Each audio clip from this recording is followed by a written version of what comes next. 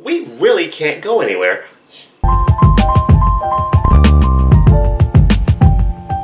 Social media. No, I'm really surprised I haven't made a video about this yet. I guess because, you know, there's just so much to say about it, and it's really hard to just condense one opinion in just one, you know, 4 to 6 minute, hope this thing's like 3 minutes, video of it, but, you know, we got time, so we'll give it a shot. Social media really is one of like the biggest blessings and curses we've had in this generation. Like, for instance, if you're like me, I don't call people that much. I also don't text people that much because I have a fear that I'm annoying them. So, by the time I do actually reach out and contact people, it probably would have been about 2 or 3 months, and, you know, I'm really not going to call you unless I have something to say. So, it could be even longer. I'm not just going to text you and say, hey, how you doing? Oh, I'm doing good. Okay, fine, great. Like, I need to actually have, like, a real, genuine question or conversation to start with you. So, thanks to social media, if you're like me, it helps out because all you gotta do is just like or retweet something you see an old friend writes, and then they know you're still alive and that you still see them.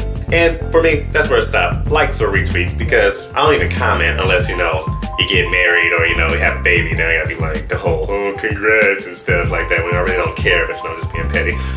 But you get it. And on top of that, social media really lets you show that other people were actually doing the same things you were doing while you were growing up. Like a classic one, forgetting to take the chicken out the freezer. Like, you've been at home all day, you can at least take the chicken out the freezer. Another thing, using Walmart bags as garbage bags. A lot of other people did that. Waking up in the middle of the night to have George Lopez blasting. All my dreams, yellow rider.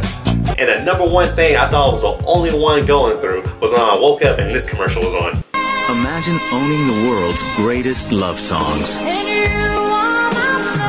by the greatest voices of our time. So yeah, it's one of the greatest things that we have in this day and age that people couldn't do 20, 30 years ago. And like I said, it's made life a lot easier to stay connected. However, niggas are gonna be niggas. Social media also shows you just how many people weren't really given enough attention to by their parents when they were growing up. Like, people really just get on here to do things for attention sometimes, like licking ice cream and licking toilet seats in the middle of a pandemic and having Lil Yachty pay you $500 to drink pee out the toilet. Like people will literally sacrifice and belittle themselves for the sake of getting attention from 1,000 other people that they don't even know.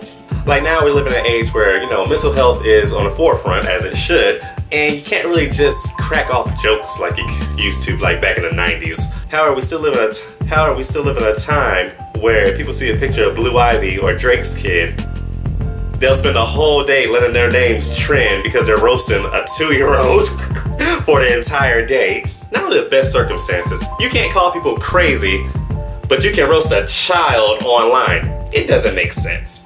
And then it's just the fact of the matter, like, people just want to look good. Like, people will retweet stuff like, how come this ain't in the news of Akon, you know, doing all this stuff in Africa for his own little private city.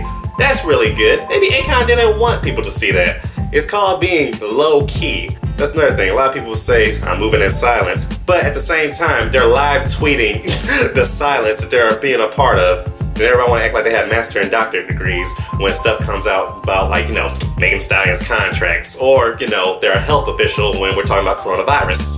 Honestly, social media really has given a lot of people voices that should probably just, you know, stay quiet and just retweet some stuff. Not everybody needs to say everything. Maybe I'm one of those people. Like, the 8 people that are watching this video, they're probably thinking, you don't need to talk about this. And, you know, you're right, but I'm bored. So it really shows that people know what being good looks like, but they won't act on it unless they get, you know, a retweet or a like. I don't know, but having said all that, like and share this video.